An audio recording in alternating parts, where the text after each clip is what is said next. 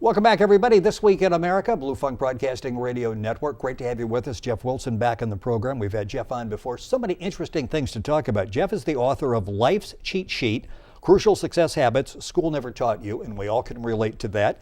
And his website is lifescheatsheets.com. As I mentioned on the program before, Jeff, when he's 17 years old, decides to skip school, goes off, takes a hall pass, and buys his first rental property.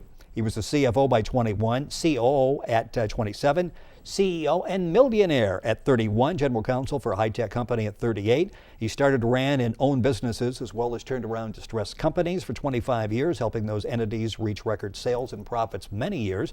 Same time serving on boards, consulting, pro bono work, teaching at colleges. He's got a JD, he's a licensed attorney in Ohio and Michigan, MBA, MHCA, CMA, CBM, BS, and AA in management, marketing, computer science, finance, and law, and he's your expert for the next few minutes on This Week in America. Jeff, great to have you back with us on the program. Good to be back. So many interesting things we want to talk about. We're going to talk about negotiation in just a few seconds. The first thing, it's sort of the premise for taking life skills that you learned and transferring those to so many kids just getting out of college, young adults getting out of college. Student debt is just overwhelming, and I want to talk about that again at the beginning. How do you deal with that?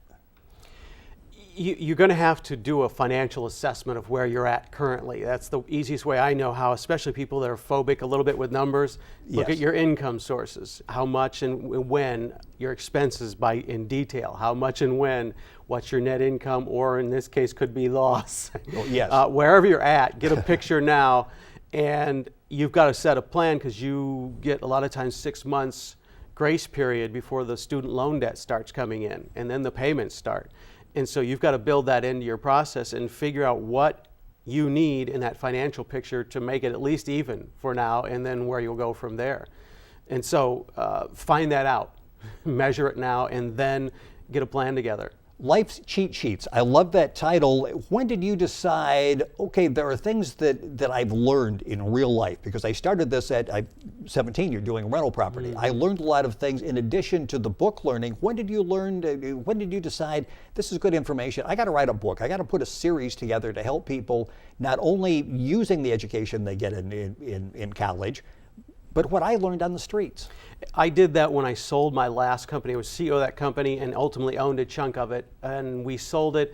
And as I phased out of it, I finished law school, finished all that, sold all my rentals. So I became liquid, basically, and decided, what do I want to do now? As I've been in this 20 years. And saw my nephew graduating high school and recognized, wow, there's a lot of things I used that I didn't get in classrooms and all those degrees.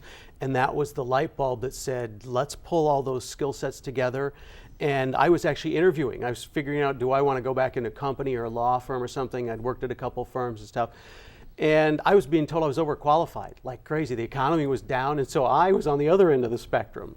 And several of them said, you've learned so much and had so much experience, why don't you go teach and speak and write books and show people the stuff you've learned, because there's a lot of that they don't get. And so I did. And the light bulb went off, and here we are talking about Life's Cheat Sheet, Crucial Success Habits School Never Taught You. I want to talk in the program today, we mentioned the student debt, and this is something you can use in negotiating your student debt. You can use negotiating, you've got an example in real life. You've got 5-step negotiations, and so much of us are scared to death of negotiations. We don't want to be confrontational. We feel like we'll probably buckle and lose. We don't like that whole process. You walk us through it, and it really makes sense, and it's things that we literally can use every day in our lives. It definitely is, and it's been my most natural skill set from way back. So I put this 5-step process together, and I'm going to use a used car I'm selling right now that a guy picks up in a couple days. So we're going to use this. You go back and research, and in this case, you go into online stuff. You find out what's there. So autotrader.com, cars.com, eBay Motors. That shows you the number of vehicles like yours out there. And you can use this seller or buyer, but I'm going to use this as the seller side. Figure out what's out there that matches yours closely, miles, color, year, all that kind of stuff. And then also go to NADA.com, which is probably the best market valuation site, and find out what your car is valued at now. at this point, in miles, options, all that And stuff. all of this is readily available. Definitely. It's free in this case. So you do all the research, find out the who, what, when, why, that kind of stuff. And through that, you're going to gain leverage points, I call it. Things that are going to convince the other side that they want to go with what your position is, whatever that is. Gain those leverage points, but also develop your BATNAs, best alternative to a negotiated arrangement or agreement. And that means your plan B. How am I going to get out? What am I going to do if plan A doesn't work? And I go in and somebody offers me $5,000 less than I'm asking. Well, I'm going to leave. I'm going to walk. I'm going to give them where I'm at and move on. So that might be your plan B, but have several of those staggered in hierarchy.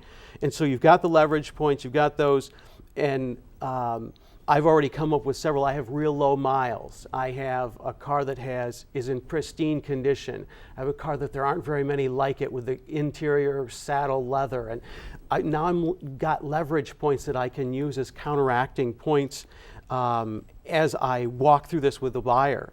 The objective criteria you add in is next, which I've already picked that up through Auto Trader and through NAD and the others. It's criteria that somebody else came up with that supports your point.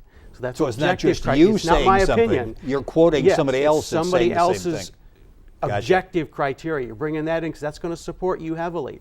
And then you come up with an offer, concession, counteroffer strategy. What are you going to start? What am I going to list at? That's going to be obviously my high point. What would be my first point I might come down to? What are some other things like? In this case, I'm going to drive to an airport close to me and pick up this guy because he's coming in from Alabama. I'm in Ohio. I'm going to go pick him up and he's going to look through the car there. I've got tons of pictures on, but he's going to find out if he wants it. He's already paid me actually with a condition. And so those are different concessions and points that Let me we got about a minute when we come back, Sure. but in offer, how many times in real life do you say, this is my price, and people say, yes, I'm going to pay that? I can't imagine that Very happens rare. a whole lot. Very rare. So you really need plans B, C, Yes, D, whatever. and that strategy of offer, concession, counteroffer, and that kind of stuff in mind, and know your bottom line, your BATNA going out of there, because you know when you're going to walk. Which is better than if they come back with a counter and you don't have any strategy and you just cry and walk away from it because, You don't want to wing it's bad because people don't respond well when they're winging it. I'm sorry, I interrupted because I think so many people, I've done that before where it's like, oh, what do I do now? Right. Okay, fifth point. Last point is if it applies, control the environment and the agenda.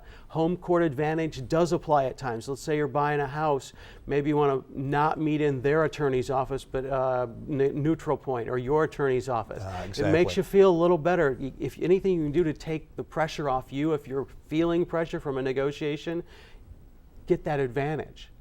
I love all that information. It's available in Jeff's book. Jeff Wilson has been our guest on This Week in America, and we'll have Jeff back for more programs. His website is lifescheatsheets.com.